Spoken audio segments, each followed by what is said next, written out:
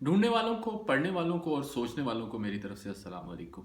सिलसिला है जनाब आपके सवालात का, जिनके जवाब देने की मैं कोशिश कर रहा हूँ। और मेरे पास आज सवाल हैं क्रिएटिविटी के बारे में। क्रिएटिविटी बहुत ही अहम मौजू है, इस पे बड़ी गुफ्तगू होती है।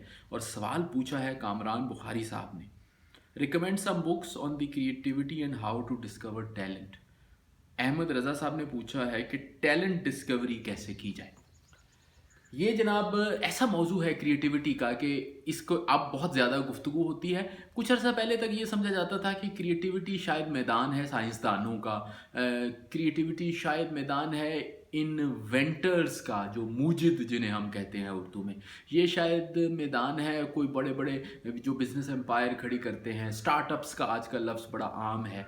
मगर अब इस चीज़ का इदराक कॉलेजेस और यूनिवर्सिटीज़ के लेवल पर भी हो गया है कि क्रिएटिविटी एक बुनियादी स्किल है जो आपको चाहिए प्रॉब्लम सॉल्विंग के लिए, जो आपको चाहिए डिसीजन मेकिंग के लिए, और जो आपको चाहिए मैनेजमेंट के लिए।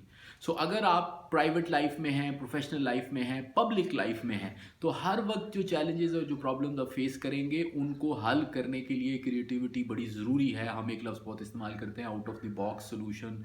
आउट ऑफ द बॉक्स क्या चीज़ है कि जो अवेलेबल सॉल्यूशंस हैं उनसे हट के सोचा जाए, और जब हम हट के सोचते हैं तो वो है क्रिएटिविटी।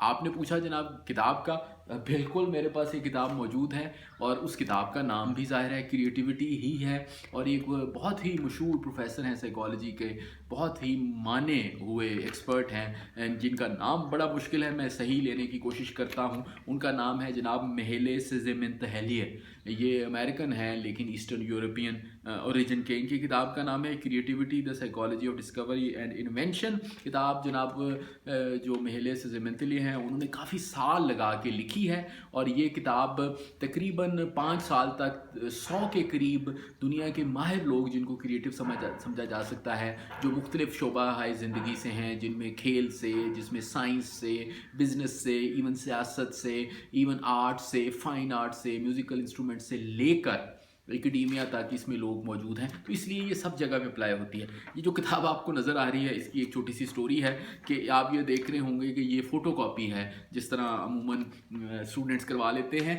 वो इस तरह के। ये जो महिला मंथली हैं, इनकी 2 किताबें बहुत मशहूर है। एक तो क्रिएटिविटी है, एक इनकी किताब का नाम है फ्लो। वो भी बड़ी शानदार किताब है, कभी आपसे डिस्कस करूँगा। थोड़ी सी पेचीदा है, इसलिए मैं उस पर थोड़ा वक्त ले रहा हूँ। ये किताबें दोनों मैंने लंदन से ख़रीदी, मैं वापस लेकर आया तो मेरे दोस्त हैं मुबशर मेकन साहब, उनसे मैंने बहुत ज़्यादा तारीफ़ की, तो उन्होंने कहा कि आप मुझे ये किताब दे दें, तो उन्होंने ये फ़ोटो कॉपी करवा ली। मैं जहाज़ पे कराची गया, और जहाज़ में अपने सामने वाली सीट के जो बैक साइड पे जेब होती है उसमें रखी और भूल गया। कोशिश के बावजूद नहीं मिल सकी। फिर मैं उनके पास वापस आया मुबशर साहब के पास, और मैंने कहा जी आपके पास जो कॉपी है उसकी मैं फिर कॉपी करवा लूँगा। इस तरीके से ये किताब मेरे तक पहुँची। ये किताब क्रिएटिविटी वैसे तो बहुत ही जामे और बड़ी तफसील से इसमें ज़िक्र है, लेकिन 2 ऐसी बातें हैं जिनका ज़िक्र करना बहुत ही ज़रूरी है क्रिएटिविटी के हवाले से, जो मेरे कुछ मुगालते थे या मेरी कुछ कन्फ्यूजन थी जो इस किताब को पढ़ के दूर हुई है। एक चीज़ ये थी कि अमूमन ये समझा जाता था कि जी क्रिएटिविटी को बहुत ही मतलब इससे नेचुरली टैलेंटेड लोगों जिन्होंने सवाल भी किया, उन्होंने भी टैलेंट का लफ्ज़ इस्तेमाल किया, उनमें होती है। और फिर एक डिबेट भी चल रही है कि नेचर है या नर्चर है या क्या है। इसने उस डिबेट को साइड पे रखा है और ये कहा है कि असल जो चीज़ है वो तो आउटपुट है। आप अंदर से बड़े क्रिएटिव हों, जब तक आप उसको अप्लाई नहीं करते और कुछ करके नहीं दिखाते, आपकी क्रिएटिविटी का फ़ायदा नहीं। और करके दिखाने के लिए या चेंज लाने के लिए एक 3 टियर का सिस्टम है। वो सिस्टम है डोमेन, फील्ड और पर्सन। डोमेन का नाम जैसे कि फॉर एग्जांपल फिजिक्स एक डोमेन है, इकोनॉमिक्स एक डोमेन है, लॉ डोमेन है, स्पोर्ट्स एक डोमेन है। फिर फिजिक्स के अंदर आप कहते हैं जी थ्योरेटिकल फिजिक्स में मैं काम कर रहा हूँ, ये मेरी फील्ड है। और एज ए पर्सन फिर जिन खूबियों का होना ज़रूरी है, उनमें से कुछ खूबियाँ डोमेन स्पेसिफिक होंगी, यानी उस चीज़ का इल्म, और कुछ खूबियाँ पर्सन स्पेसिफिक होंगी, जैसे कि शख्सियत की बातें। तो इन तीनों के अंदर रहते हुए आपकी क्रिएटिविटी फ्लो करती है। तो ये क्रिएटिव सिस्टम है। तो हम अक्सर हम अपने इर्द गिर्द लोगों का जिक्र सुनते हैं, कहते हैं फ़लाँ ने फ़लाँ चीज़ बना ली, उसकी कदर नहीं हुई। डोमेन का एक्नॉलेज करना बड़ा ज़रूरी है उस बंदे को। इसीलिए जब हम रिसर्च पेपर या तहकीकी मकाले लिखते हैं तो उसमें लिटरेचर रिव्यू आता है कि जो काम हुआ है पहले उसको तो कंसिडर करें। अगर आप बाहर से कोई काम करते रहते हैं, अक्सर हमारे कोई काम करता है, जब हम बाहर भेजते हैं पता चलता है ये तो 70 साल पहले, 50 साल पहले ये डिस्कशन हो चुकी है। तो डोमेन, फील्ड और पर्सन जो है ये क्रिएटिव एक पूरी सिस्टम या क्रिएटिव प्रोसेस का हिस्सा है। पर्सन पे जब बात आती है उसमें इस किताब में बहुत ही दिलचस्प गुफ्तगू है और उसमें भी मुझे बड़ी कन्फ्यूजन थी कि किस किस्म के लोग क्रिएटिव होते हैं। क्या क्रिएटिव लोग खामोश तबा हैं, क्या वो बातूनी हैं, क्या क्रिएटिव लोग मेहनती हैं, क्या क्रिएटिव लोग थोड़े से वो क्या कहें जिसे सिनिकल हैं, उनको कपड़ों की इतनी परवाह नहीं है, थोड़े से क्या कहें उनमें एक हद तक पागलपन पाया जाता है। इस किताब ने ये एक्सप्लेन किया और 10 क्रिएटिव ट्रेट्स का जिक्र किया जिसको क्रिएटिव पर्सनैलिटी में पाए जाते हैं। लेकिन उन 10 ट्रेट में ये नहीं कहा कि ये चीज़ यक मुश्त पाई जाएगी, एज ए कॉम्बिनेशन पाई जाएगी, और जो क्रिएटिव आदमी है वो अपनी ज़रूरत के मुताबिक उनको एम्प्लॉय करता है, उनको डिप्लॉय करता है, उनको इस्तेमाल करता है। वो 10 चीज़ें कौन सी हैं जनाब? उनमें से ज़ाहिर है सबसे पहली चीज़ जो है वो है कि क्रिएटिव बंदों में, ख़वातीन में, उनमें एनर्जी पाई जाती है। उस वो ज़ाहिर है एनर्जी होती है तो वो मेहनत करते हैं, मगर ये नहीं कि वो हर वक्त बेचैन रहते हैं। उसके साथ साथ उनमें एक ठहराव भी पाया जाता है और वो जब चाहें अपनी एनर्जी को रोक सकते हैं और जब वो चाहें उसको यूज़ कर सकते हैं। दूसरी बात एक बहुत ज़्यादा की जाती है कि क्रिएटिव लोग जो हैं वो ज़ाहिर है उनमें इंटेलिजेंस लेवल ज़्यादा होता है और इंटेलिजेंस लेवल को मेजर करने का जो तरीका है वो आईक्यू वगैरह समझा जाता है। वो ज़्यादातर हाई आईक्यू होते हैं, लेकिन ये नहीं कि सिर्फ जिसका आईक्यू हाई होगा वो क्रिएटिव भी होगा, उसके साथ भी बाकी बातें हैं। फिर आईक्यू के साथ साथ क्रिएटिव लोगों में एक बात ये ज़रूर होती है कि उनमें ख़ास तरह की सादगी पाई जाती है। अंग्रेज़ी में एक लफ्ज़ होता है मुश्किल तलफ़्फ़ुज़ के साथ, नाइवेट, यानी वो थोड़े से नाइव भी होते हैं। क्योंकि वो नाइव होते हैं तो उनमें एक तजस्सुस पाया जाता है, एक भोलापन पाया जाता है। हम कहते हैं फ़लाँ बंदा बड़ा लाइक है, पर जी है बड़ा पोला, पंजाबी में हम कहते हैं। वो पोला होता नहीं है, वो या तो पोला अपनी ज़रूरत के मुताबिक बना होता है कि भाई मैं समझूं, या फिर उसमें वो सादगी होती है फितरी कि हर वक्त उसको अपना आप दिखाने की ज़रूरत नहीं होती, कि हर वक्त ही आप ये नुमाइश ही करते रहें। तीसरी बात ये है कि क्रिएटिव आदमियों में डिसिप्लिन का भी होना उतना ही ज़रूरी है जितना आम लोगों में है।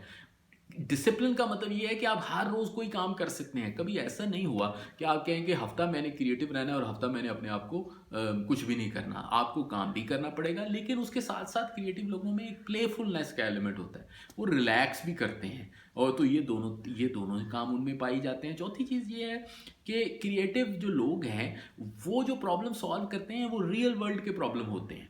वो ये नहीं कि ख्याली पुलाव पकाते रहते हैं या किसी और दुनिया में रहते हैं। वो इस दुनिया के मसले हल करते हैं, चाहे साइंस से हल करें, चाहे आर्ट से हल करें, चाहे खेल से हल करें, चाहे सियासत से हल करें, चाहे बिजनेस से हल करें।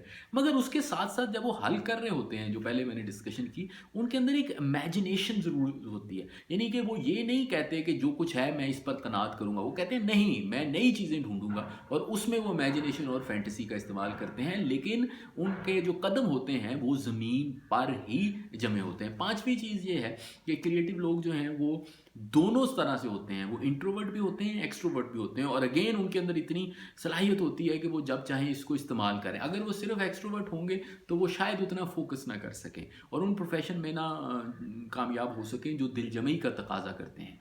दूसरी तरफ अगर वो सिर्फ इंट्रोवर्ट हों तो वो अपने आप को एक्सप्रेस नहीं उस तरह से कर सकेंगे। तो उनमें दोनों चीज़ें पाई जाती हैं। ये भी मेरी राय में मेरे लिए कन्फ्यूजन थी, और मैंने जब जिस तरह इन्होंने समझाया कि जनाब वो उस तरह उनके अंदर इतना कंट्रोल होता है कि वो दोनों शेड्स को यूज़ कर सकते हैं। फिर क्रिएटिव होने में हम्बल होने का बड़ा रोल है, लेकिन हम्बलनेस का ये मतलब नहीं कि वो अपनी सलाहियतों को बिल्कुल उजागर ना करें या अपनी सलाहियतों पे एतमाद ना रखें। तो वो हम्बल भी हैं लेकिन पूरा एतमाद भी होंगे। उनके अंदर एक तफाखुर भी पाया जाएगा, लेकिन वो तफाखुर जो है वो एरोगेंस नहीं बनेगा।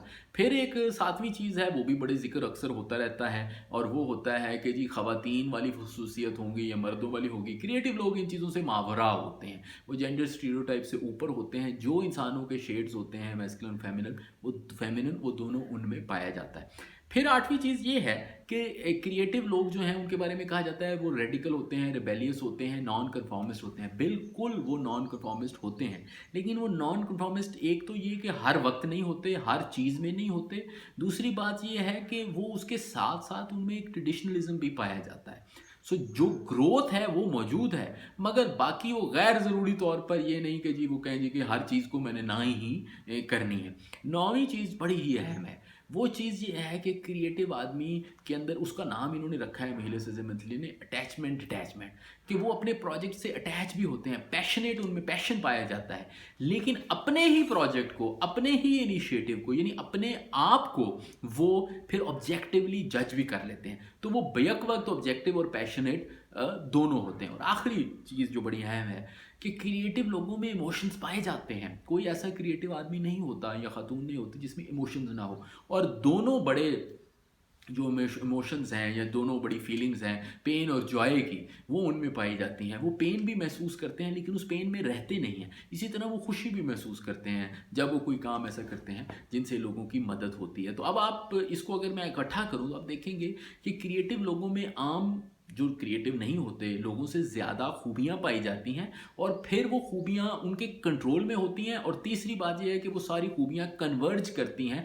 एक दूसरे को कॉम्प्लीमेंट करती हैं। सो अगर आप अपने अंदर क्रिएटिविटी पैदा करना चाहते हैं तो आपको अपने अंदर ये या इस तरह से मिलती जुलती कैरेक्टरिस्टिक्स पैदा करनी होंगी, और साथ ये देखना होगा कि ये एक दूसरे की नफ़ी ना करें, एक दूसरे को सपोर्ट करें। और ये सारे शेड्स हैं जिनको आप एम्प्लॉय करते हैं। आप सिर्फ ये नहीं कह सकते कि सिर्फ मेहनत और एनर्जी पे काम चलेगा, ये नहीं कह सकते कि आप जी सिर्फ इंट्रोवर्ट ही रहेंगे, ये भी नहीं कह सकते कि सिर्फ डिसिप्लिन पे रहेंगे। क्योंकि देखिए क्रिएटिविटी का मकसद है मसाइल का हल। अगर आप वो मसाइल हल नहीं कर सकते, कुछ करके नहीं दिखा सकते, तो फिर क्रिएटिविटी सिर्फ आपके अपने लिए रह जाएगी या मेरे अपने लिए रह जाएगी। सो क्रिएटिविटी की मैनिफेस्टेशंस बड़ी ज़रूरी हैं। उम्मीद है वो इस गुफ्तगू को हम और आगे बढ़ाएंगे और मज़ीद डिस्कशन करेंगे। इस किताब में और बहुत सारी बातें हैं, मैं वो एक बहुत तफसीली लेक्चर में भी डिस्कस कर चुका हूँ। मैं मज़ीद भी इसकी तरफ आऊँगा कि क्रिएटिव अपने फैकल्टीज़ को कैसे इम्प्रूव किया जा सकता है। उस वक्त तक अगर आपको ये किताब मिलती है तो इसको देखिए या इसके बारे में पढ़िए। इसके अलावा और भी मटेरियल मौजूद है इन्हीं लाइंस के ऊपर। उम्मीद है इससे आपको कुछ फ़ायदा होगा और आप मज़ीद सवालात पूछते रहेंगे। अपना ख्याल रखिए। Thank you very much.